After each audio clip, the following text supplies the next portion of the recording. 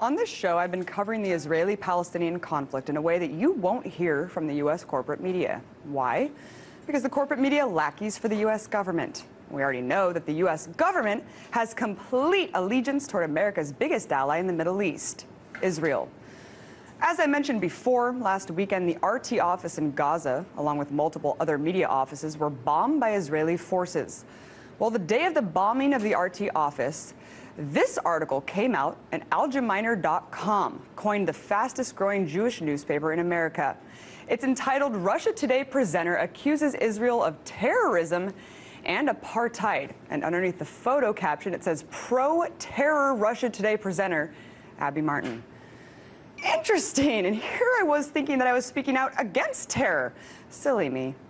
The author, Lakana Nana Yakara, writes that I accused Israel of war crimes, terrorism, and practicing an apartheid state through multiple reports I had made the week prior. First of all, thanks for watching the show.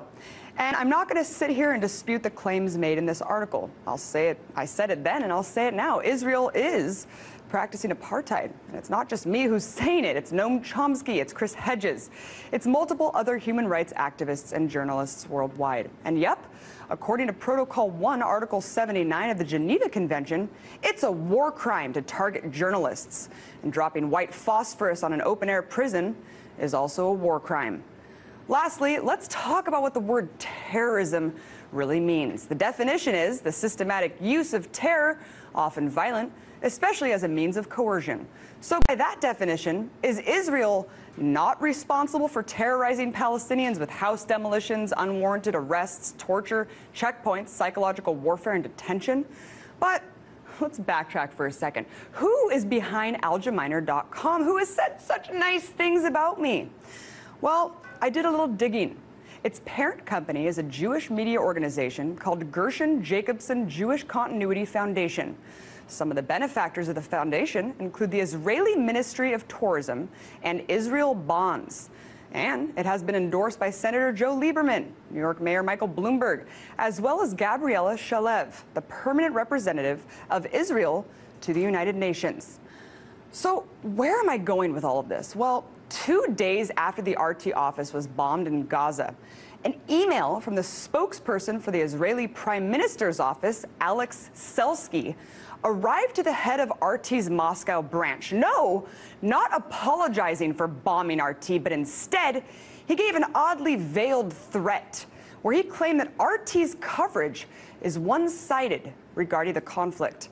Not only did he not apologize, but Netanyahu's own spokesperson basically insinuated that the RT station is fair game to be attacked because of the side we've taken in our coverage.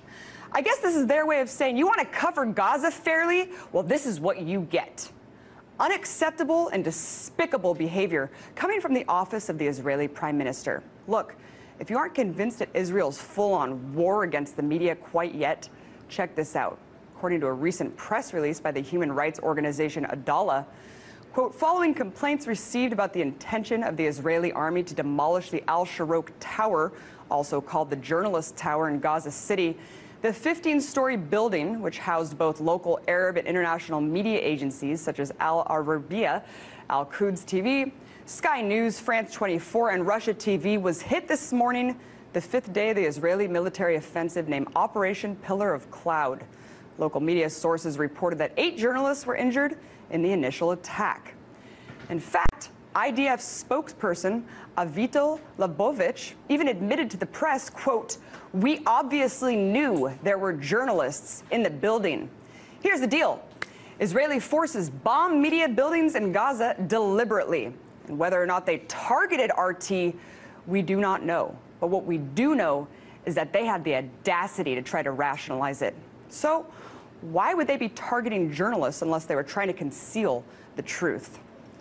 And for any Israel-backed media that attempts to smear my name, this show, and this network, keep this in mind. This is an opinion show, and I'm entitled to my own opinion. But the facts are the facts. And sometimes the truth hurts, doesn't it?